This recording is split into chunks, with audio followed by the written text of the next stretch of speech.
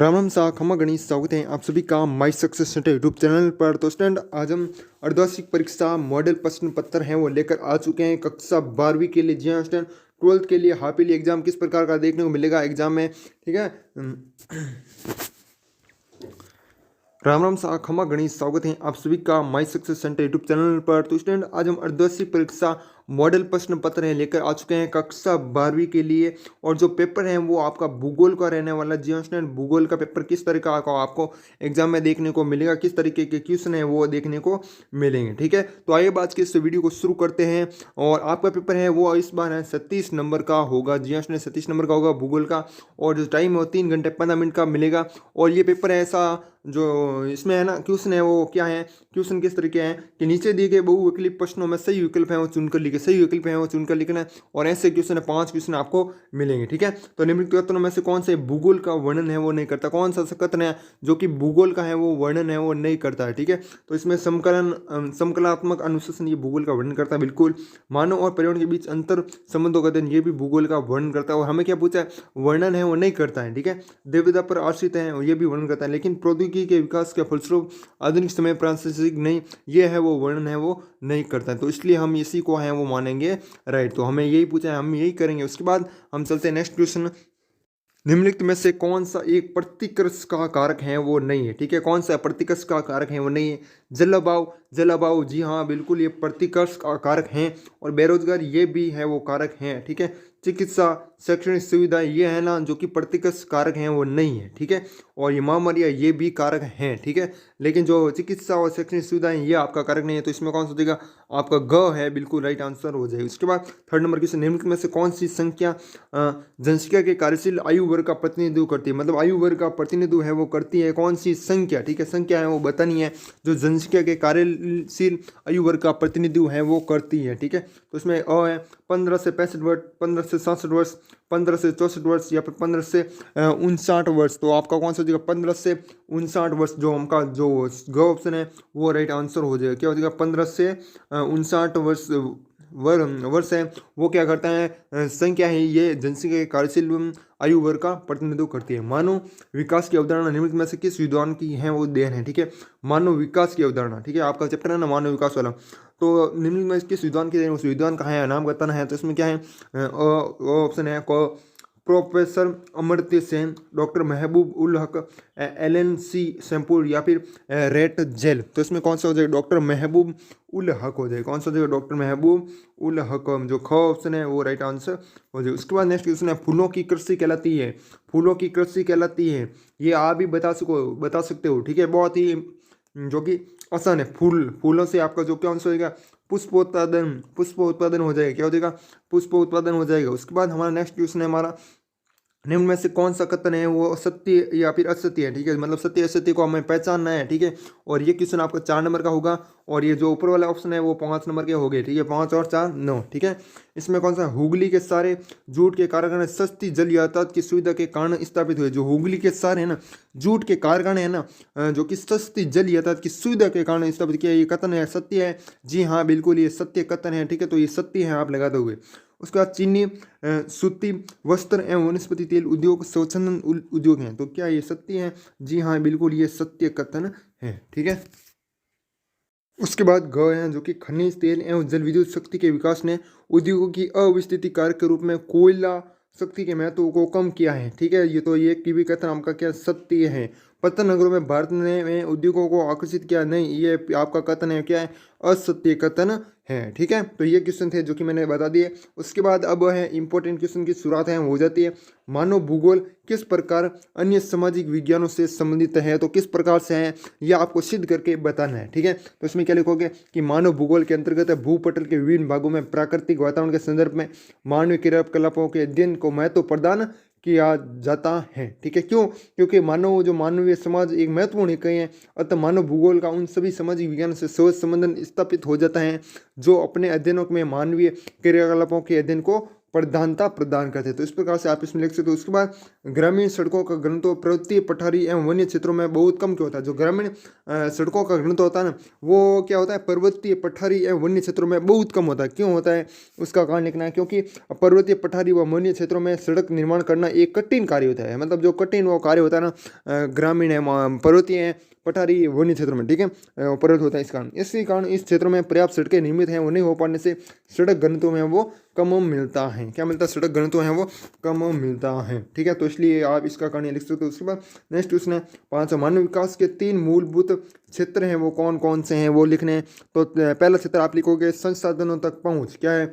संसाधनों तक पहुँच, ठीक है। ये कारण आपका ये हो गया, संसाधनों का पहुँच। उसके बाद जो नेक्स्ट कारण है स्वास्थ्य, क्या होगा? स्वास्थ्य, ठीक है। जो सेकंड पॉइंट है, 3 हमें पूछा है तो वो तो ये तो हो जाएगा संसाधनों में पहुँच, और एक हो जाएगा आपका स्वास्थ्य, और एक हो गया आपका शिक्षा। क्या हो गया? शिक्षा है वो हो जाएगा। उसके बाद नेक्स्ट क्वेश्चन है हमारा लोग किन कारणों से प्रवास करते हैं? वो कारण है वो बताना। क्या कारण बताना है? लोग हैं वो आपको पता है, प्रवास किन कहते हैं? मतलब एक स्थान से दूसरे स्थान जाना है, ठीक है, वही होता है प्रवास। तो प्रवास है वो किन कारणों से होता है? सामान्य लोग, इसमें क्या लगोगे कि सामान्य लोग बेहतर आर्थिक और सामाजिक जीवन जीने के लिए प्रवास करते हैं, ठीक है। मतलब अपनी लाइफ है वो अच्छी बनाने के लिए एक स्थान से दूसरे स्थान जाते हैं, प्रवास करते हैं। ग्रामीण क्षेत्रों में मिलने वाली बेरोजगारी, जो आपको पता है ग्रामीण वाले ही हैं वो ज़्यादा प्रवास करते हैं, ठीक है। तो ग्रामीण क्षेत्रों में मिलने वाली बेरोजगार होते हैं, रहन सहन की निम्न दशाएं, राजनीतिक उपद्रव तथा सामाजिक आर्थिक पिछड़ेपन के कारण है ना, लोग हैं वो इन कारणों से प्रवास है वो करते हैं, ठीक है। तो आप इसमें आराम से लिख सकते। नेक्स्ट क्वेश्चन है जनसंख्या संगठन से आप हैं क्या समझते हैं? जनसंख्या संगठन मतलब परिभाषा है वो बतानी, ठीक है। क्या क्या परिभाषा हुई है ना, क्या आशय है इससे? किसी भौगोलिक क्षेत्र में निवासी जनसंख्या का आयु, लिंग, शिक्षा, व्यवसाय, भाषा हो गया, और क्या हो गया? धर्म है हो गया, और क्या हो गया? आदि के आधार पर समावेशी विश्लेषण करना जनसंख्या संगठन क्या कहलाता है? जनसंख्या संगठन कहलाता है। एक बार वापस रिपीट कर देते हैं कि किसी भौगोलिक क्षेत्र में निवासित जनसंख्या, क्या निवासित जनसंख्या की आयु है, लिंग है, शिक्षा है, व्यवसाय है, भाषा है, आदि के आधार पर समावेशी विश्लेषण करना जनसंख्या संगठन है वो कहलाता है, ठीक है। तो ये हो जाएगा जनसंख्या संगठन। उसके बाद नेक्स्ट है हमारा 8 नंबर क्वेश्चन, प्राथमिक क्रियाओं को निर्धारित करने वाले भौतिक कारक लिखे। जो प्राथमिक क्रिया हैं उनको निर्धारित करने वाले जो भौतिक कारक हैं वो लिखने हैं, ठीक है। तो भौतिक कारक कौन कौन से हो जाएगा? एक तो आपके हो गए भूमि हो जाएगी, क्या होगी? भूमि। एक हो जाएगा आपका जल, एक क्या हो जाएगा? उच्चावच जलवायु, क्या हो जाएगा? उच्चावच जलवायु। और एक हो जाएगा भवन निर्माण के लिए सामग्री तथा भूगर्भ में खनिजों की उपलब्धता। ऐसे भौतिक कारक है, ठीक है, ये भौतिक कारक है। भूमि है, जल है, उच्चावच जलवायु है, भवन निर्माण है, सामग्री तथा भूगर्भ में खनिजों की उपलब्धता। ऐसे भौतिक कारक जो प्राथमिक क्रियाओं का निर्धारण है वो करते हैं, ठीक है। तो इसमें आप आराम से लिख सकते हो प्राथमिक क्रियाओं को निर्धारण करने वाले कारक ही तो हमने लिखने हैं ना। उसका नेक्स्ट क्वेश्चन है भारत के किन राज्यों में विशाल ग्रामीण जनसंख्या है? इतनी विशाल ग्रामीण जनसंख्या के लिए उत्तरदायी ये कारण को लिखिए, मतलब ये कारण है वो लिखना है, ठीक है। तो कारण क्या लिखोगे इसमें कि हिमाचल प्रदेश, मतलब पहले तो आपको क्या बताएं कि मतलब इलाके हैं वो बताने कहाँ कहाँ कहाँ पर जो कि है ग्रामीण जनसंख्या है वो ज़्यादा है, ठीक है। तो एक तो आपका कौन सा हो जाएगा? हिमाचल प्रदेश, क्या हो जाएगा? हिमाचल प्रदेश, ठीक है। और दूसरा जो कि आपका क्या हो जाएगा? बिहार हो जाएगा, क्या हो जाएगा? बिहार है वो हो जाएगा। उसके बाद सिक्किम है, क्या हो गया? सिक्किम है। और एक हो जाएगा आपका असम है, ठीक है, क्या हो जाएगा? असम है। और एक हो जाएगा उड़ीसा है। ये 4-5 राज्य हैं जहाँ पर ग्रामीण जनसंख्या ज़्यादा है। और एक आपका हो गया त्रिपुरा, कौन सा हो जाएगा? त्रिपुरा है वो हो जाएगा, ठीक है। इसमें भी है ग्रामीण जनसंख्या वाले राज्य हैं। इन राज्यों में विशाल ग्रामीण जनसंख्या मिलने का मुख्य कारण क्या है? यहाँ समतल उपजाऊ भागों, क्या है? समतल उपजाऊ भागों व पहाड़ी भागों के कारण एक बड़ी जनसंख्या कृषि एवं उससे संबंधित क्रियाकलापों पर अधिक निर्भरता है। मतलब उपजाऊ है वो मिट्टी है वो मिल जाती है, तभी वो कृषि कर पाते हैं, ठीक है। मतलब वो बेरोजगार नहीं रहते, कुल मिलाकर कृषि पर ही निर्भर है वो रहते हैं, ठीक है। इसलिए वहाँ पर है ना ग्रामीण जनसंख्या है वो ज़्यादा है और उनको लाभ भी प्राप्त होता है, क्यों है ना? क्योंकि मतलब वो उपजाऊ मिट्टी है वो जो कि पहाड़ों से बह बहकर आ जाती है नीचे खेतों में ना, कृषि कर देते हैं, है ना। तो ये आप लिख सकते हो। उसके बाद आप इसे खुद भी कर सकते हो, किताब में देखने की भी जरूरत भी नहीं होगी। उसके बाद स्थान, साइट एवं स्थिति, सिचुएशन के मध्य अंतर बताए। मतलब स्थान मतलब साइट, क्या? SIT, ठीक है। और सिचुएशन, SITUATION, सिचुएशन मतलब स्थिति। तो इसके बारे में अंतर है वो बताना है। स्थान, साइट और स्थिति, सिचुएशन के मध्य अंतर है वो बताना। तो इसमें आप क्या लिखोगे? स्थान, सबसे पहले हम क्या किसके बारे में पढ़ेंगे? स्थान के बारे में। स्थान मतलब साइट। स्थान उस वास्तविक भूमि का सूचक है जिस पर बस्ती विकसित होती है। क्या होती है? बस्ती हैं वो विकसित होती हैं, उसको क्या कहते हैं? स्थान या साइट कहते हैं। जैसे एक पहाड़ी पर बसा गांव, क्या होता है? एक पहाड़ी पर है ना, वो बसा वो गाँव है, मैदान में बसा गाँव, कोई मैदान मान लीजिए, मैदान में बसा गाँव, इसको क्या कहते हैं? स्थान या साइट कहते हैं। ठीक है, एक बार वापस रिपीट कर देते हैं। स्थान उस वास्तविक भूमि का सूचक है जिस पर बस्ती विकसित होती है। क्या होती है? बस्ती विकसित होती है। जैसे एक पहाड़ी पर बसा गाँव, ये बस्ती है मान लीजिए ना, और एक मैदान में बसा गाँव। ठीक है, तो ये हो गया आपका, क्या हो गया? स्थान हो जाए। उसके बाद हम चलते हैं नेक्स्ट, स्थिति। क्या है? स्थिति मतलब सिचुएशन। सिचुएशन में क्या लिखोगे कि अपने परिवेश के संदर्भ में किसी स्थान पर अवस्थित कोई बस्ती जिन संस्कृति जो है ना, संस्कृति और प्राकृतिक परिवेश के बीच से बसी होती है, उन दशाओं को बस्ती कहा जाता है ना। जो है ना, एक तो क्या है सांस्कृतिक और एक प्राकृतिक परिवेश के बीच बसी होती है, उन दशाओं को क्या कहते हैं? बस्ती है वो कहा जाता है। तो ये भी आप आराम से वो कर सकते हो। बहुत ही इंपॉर्टेंट क्वेश्चन है, बहुत ही अच्छे तरीके से मैंने आपको बताया है ना। तो ये कौन सा क्वेश्चन था? आपका 10वां क्वेश्चन है, वो हो चुका है ना।